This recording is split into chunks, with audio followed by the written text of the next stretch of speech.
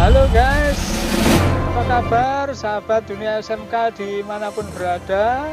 Kali ini Cak Syukur mau menginspirasi kembali guys. Ini bukan mengunjungi sekolahan kali ini, tapi mengunjungi rumahnya seorang guru SMK.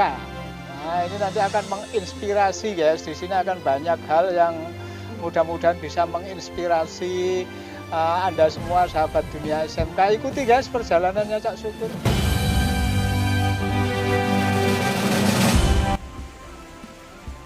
Oke, ini sudah sampai guys di Safira Koi Farm.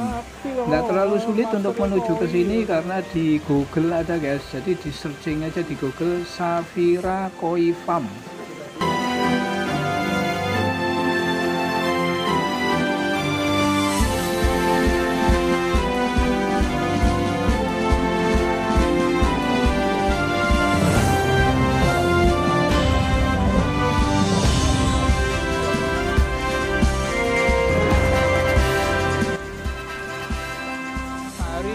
Salah satu guru SMK, kompetensi keahliannya kria kayu, seni lah pokoknya. Nah ini beliau ini ternyata berhasil juga mengembangkan agribisnis perikanan khususnya untuk ikan hias guys. Nah ini adalah salah satu kompetensi di SMK. Saya pengen menggali informasi gimana dengan Pak Hari ini supaya nanti bisa menginspirasi kawan-kawan dunia SMK, sahabat dunia SMK, seperti apa kesuksesan Pak Hari ini. Ini yang jelas pasti berawal dari hobi. Awalnya hanya mengandalkan kegiatan di sekolah Pak, karena waktu itu saya sendiri hobinya membuat kerajinan, lukisan, kerajinan, oleh kerajinan kayu, kemudian furniture, sampai ke kaligrafi. Saya hobinya melihara ikan. Dimulai tahun 2009 Pak, waktu awal mencoba melihara koi. Tapi kalau ternak ikan yang lain-lainnya itu sudah tahun 2000-an. Nah 2009 itu kita hanya sebatas hobi.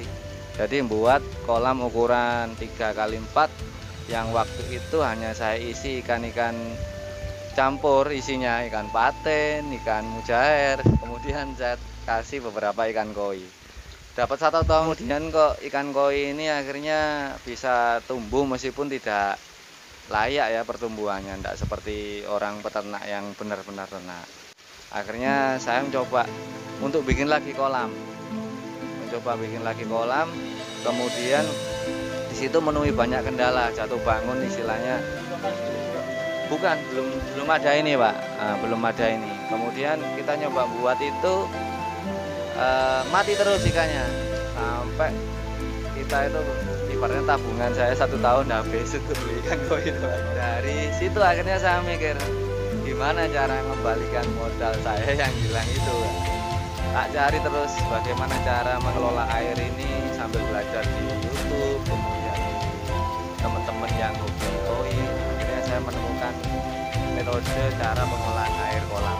Sampai suatu hari saya punya keyakinan bahwa mengelola ikan koi itu bisa menghasilkan ya seperti inilah. Akhirnya kita dari punya 1-2 kolam sampai sekarang bisa puluhan kolam mungkin jumlahnya. Bahkan saya punya tambak untuk perikanan ikan koi. Salah satu faktor yang bisa saya masukkan di sini yang pertama karena saya hobinya itu melukis. Saya buat gambar desainnya adalah kolamnya dulu Pak.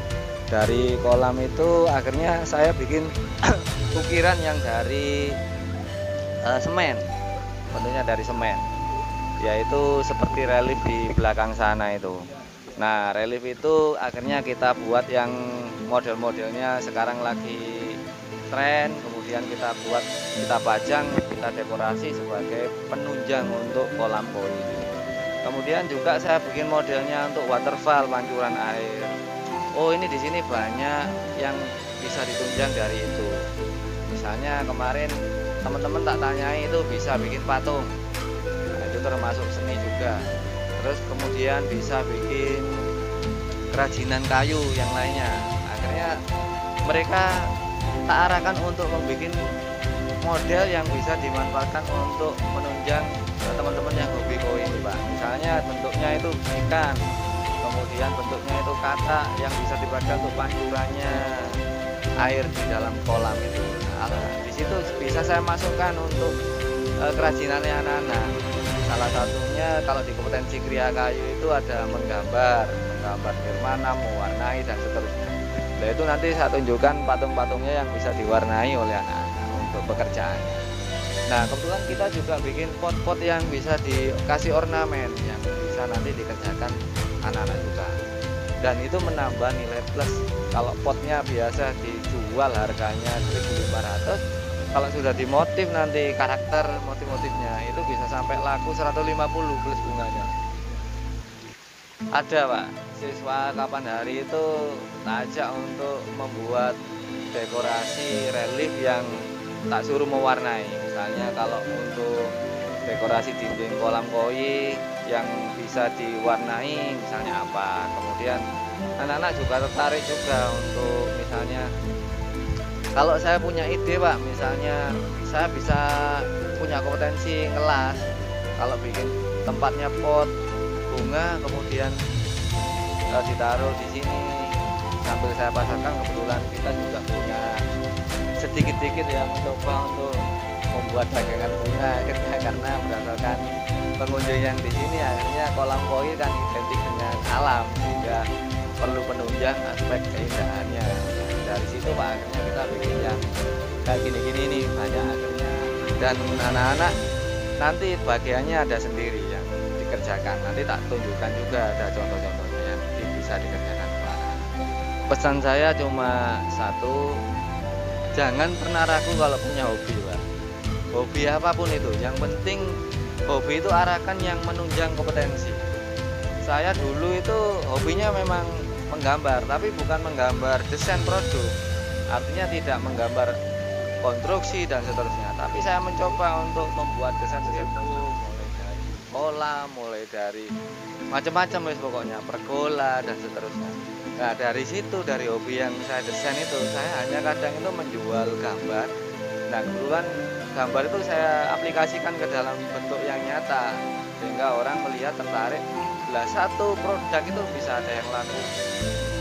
Kalau gambarnya saja murah, mungkin 300 sampai 1 juta. Tapi membuatnya itu bisa sampai 1 unit ini 45 juta.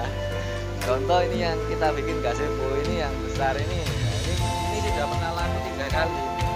Untuk bikin karya yang seperti ini ya, nilai kita tawarkan dengan ukuran kolam besar itu bisa minimal itu 30 sampai 45 juta.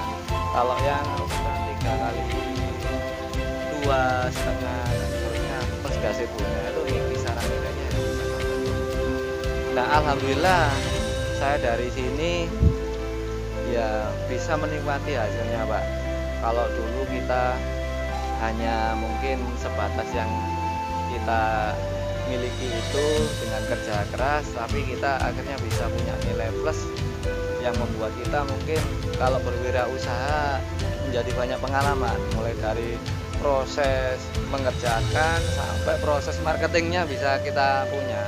Kemudian kalau yang saya coba dulu marketingnya itu lewat Facebook, lewat marketplace Facebooknya, bisa lewat Twitter, bisa lewat WA dan seterusnya. Cukup rajin aja posting, jangan pernah bosan. Dulu saya pernah mengatakan bahwa posting itu biasanya orang biasa awam itu 1 bulan sudah jenuh, akhirnya nggak diteruskan Pak. Tapi kalau kita intinya ingin terus menerus 1-2 tahun hasilnya nanti kelihatan. Jadi prosesnya betul-betul panjang. Nah ini guys, jadi ini bukti bahwa SMK itu bisa, apapun SMK itu jadi guys. Jadi prinsipnya kita tinggal gimana kerja keras kita, katanya Pak Hari ini tadi, keuletan kita. Nah kita lihat lagi guys produk-produk atau apa situasi yang ada di Padepokannya Pak Hari ini. Kalau saya bilang Padepokan guys ini guys, nah, karena sih ada kolam bernuansa seni, ada kafe juga di sini. Ya mudah-mudahan menginspirasi lah. Kita lihat guys satu-satu. Artinya ini peneduhnya dari tanaman ini lah ya.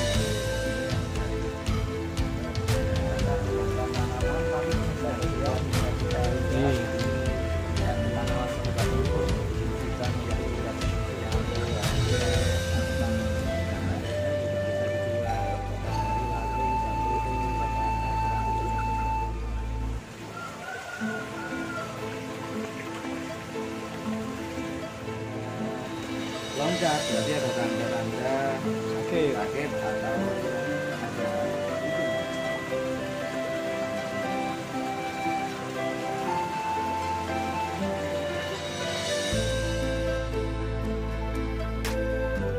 Demikian guys, semoga perjalanan dan berbincang-bincang saya dengan Pak Hari ini, sang ownernya daripada Safira Koi Farm, bisa menginspirasi Anda semua. Jangan lupa yang belum subscribe itu subscribe ya, like dan komen guys, boleh silahkan, enggak pun juga enggak apa-apa. Selamat menikmati.